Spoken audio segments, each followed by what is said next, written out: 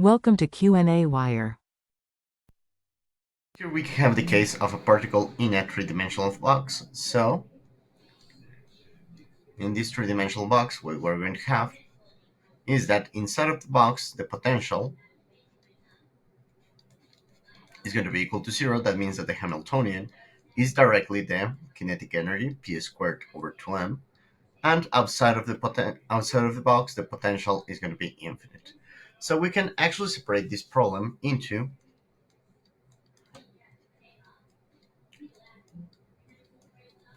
the three components of the momentum: px squared, py squared over 2m, and pz squared over 2m. So in this case, just to have the solution, let's call that we're going to have the different points of Lx, Ly, and Lz. Actually, let me label them properly. This would be the point Lx, Ly, and Lz. And the conditions that we're going to have is that the wave function at each of the points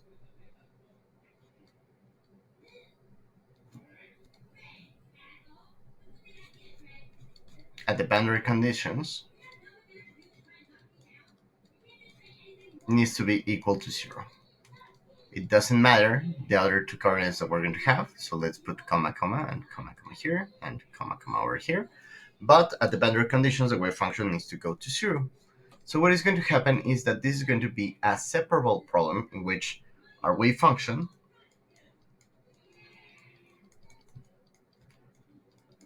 will be the product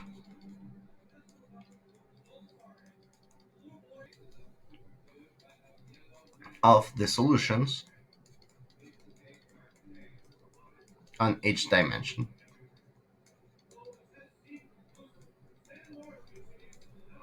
And the eigenvalues, meaning the energy, will be the sum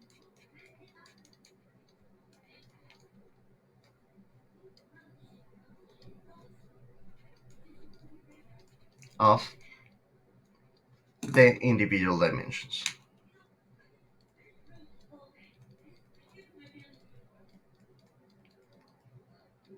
So in this case, it is going to be enough to solve the problem of a particle in a one-dimensional box, and we're going to be able to get the final result.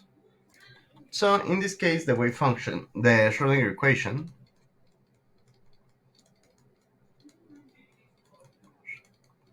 will correspond to minus h bar squared over 2m times the second derivative of the wave function with respect to position. I'm going to solve it first on the x dimension, and this needs to be equal to the energy times the wave function. Let's propose an ansatz for our wave function of the shape of phi of x equal to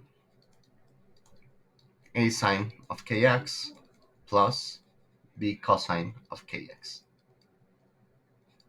The boundary conditions that we're going to have is that the wave function at 0 needs to be equal to 0, and the wave function at Lx needs to go to 0 as well. So under these conditions, what we're going to get is that the second derivative with respect to x would be equal to minus k squared times a times sine of kx. Since the position of these conditions are going to make that a is going to have a certain value, but b needs to be equal to 0, since the cosine of 0 is equal to 1. So we cannot have a function that is equal to 1 at that value. And the sine of 0 is equal to 0 directly.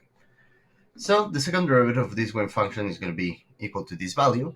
And replacing this into our equation, what we're going to find is that this is essentially minus k squared times my original wave function. So what we're going to get is that minus h bar squared over 2m times minus k squared phi needs to be equal to the energy times phi. So with this, the value for the energy, we need to first find what is going to be the value for k, and the value for k turns out to be equal to h pi squared times mass times the energy divided by h squared. All of this to the one half. So with this, our wave function becomes, as a function of x, would be a times sine of h, a times pi squared me over h squared. And all of this, we're going to take the square root. So now, taking the boundary conditions, of course, multiply by x. Sorry about that. Multiply by x on the outside. As follows. So the boundary conditions at phi of 0 and 5 at Lx is going to give, since this is going to be equal to 0, in the case of 0, it is going to be directly 0 because sine x times this value at 0 is going to be equal to 0. But at Lx, we're going to have 8 times sine of 8 pi squared me over h squared to the 1/2, and all of this multiplied by the length on the x dimension. So this is going to be equal to 0 only when the factor inside is going to be equal to n times pi.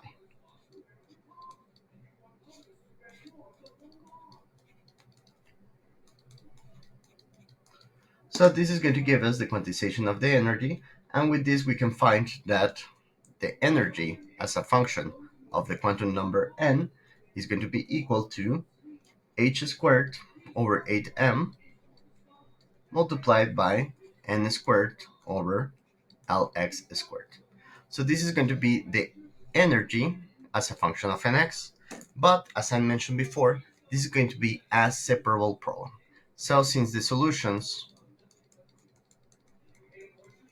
on y and z are going to be exactly the same, the total energy would be equal to the sum of the energies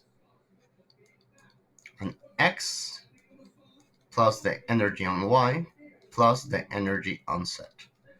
And each of them is going to have an associated quantum number. So we can label this energy as a function of nx and y and z.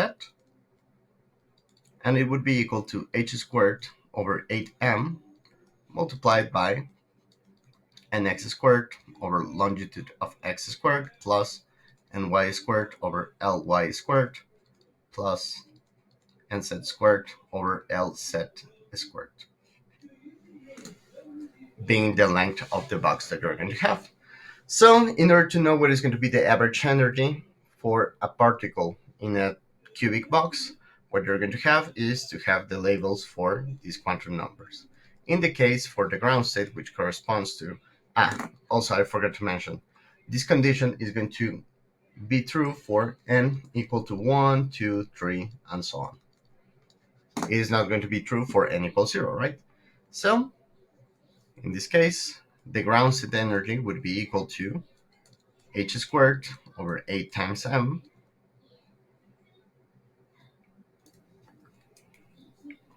times 1 over lx squared plus 1 over ly squared plus 1 over lz squared. So this would be the ground state.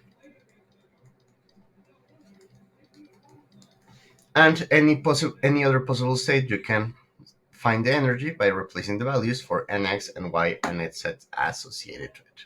And with that, it would be all. Thank you very much and have a good one.